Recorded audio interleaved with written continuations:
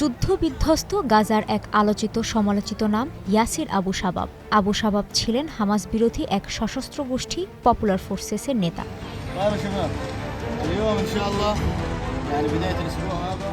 বহুদিন ধরেই বিতর্কের কেন্দ্রে থাকা এই ব্যক্তির মৃত্যুর পর তাকে ঘিরে নতুন করে উঠেছে আলোচনার ঝড়। কে ছিলেন তিনি, কী ভূমিকা ছিল তার, এবং কেন তাকে ঘিরে এত তোলপাড়? বলা হয় ইসরায়েলের হয়ে হামাসের বিরুদ্ধে অস্ত্র তুলে নিয়েছিলেন ইয়াসির আবু শাবাব। জন্ম ও বেড়ে ওঠা তারাবিন বেদুইন গোত্রে। অভিযোগ আছে কিশোর বয়স থেকেই জড়িয়ে পড়েন অপরাধ জগতের সাথে। 2010 সালে আবু শাবাব হামাসের নিরাপত্তা বাহিনীতে যোগ দেওয়ার চেষ্টা করেন, তবে সে চেষ্টা হয় ব্যর্থ। পরে 2015 সালে তাকে মাদক পাচারের অভিযোগে গ্রেফতার করে হামাস। পশ্চিম খান ইউনিসের আজদা কারাগারে দেয়া হয় 25 বছরের কারাদণ্ড। 2023 সালের অক্টোবরে গাজা যুদ্ধ শুরু হয়। এ সময় আজদা কারাগারে বোমা হামলা চালায় ইসরায়েল। সেই কারাগার থেকে পালিয়ে যান আবু শাবাব। এরপর আবু শাবাব হামাসের বিরুদ্ধে পাল্টা অবস্থান নিতে শুরু করেন, গঠন করেন সশস্ত্র গ্রুপ।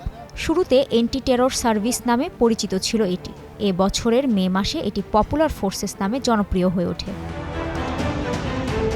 এ পপুলার ফোর্সেসের বিরুদ্ধে গাজার ত্রাণবাহী ট্রাকের লুটপাটের গুরুতর অভিযোগ ওঠে। ত্রাণ প্রত্যাশীদের ওপর গুলি চালানোর অভিযোগ সামনে আসে, যদিও তাদের পাল্টা দাবি হামাসের ত্রাণ লুট ঠেকাতে তাদের ওই তৎপরতা। ধীরে ধীরে আরও বেপরোয়া হয়ে ওঠেন আবু শাবাব। ইসরায়েলি মদতে রাফা এলাকার নিয়ন্ত্রণের চেষ্টা করেন তিনি। গ্রুপটিকে স্বীকৃতি দিতে যুক্তরাষ্ট্র ও আরব দেশগুলোর প্রতি আবেদনও করেছিলেন আবু শাবাব।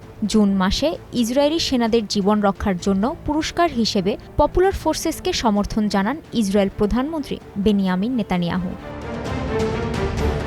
তবে নিজ ভূখণ্ডেই গ্রহণযোগ্যতা পাননি আবু শাবাব। ইসরায়েলকে সহযোগিতার কারণে তারাবিন গোত্র তাকে বহিষ্কার করে।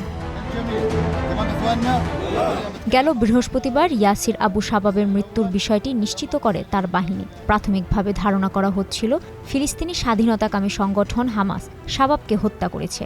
তবে ওয়াশিংটন পোস্টের এক প্রতিবেদন বলছে প্রতিবেশী এক পরিবারের সাথে দ্বন্দ্ব তার মৃত্যুর কারণ হতে পারে। তবে তার মৃত্যুর সঠিক কারণ এখন অস্পষ্ট।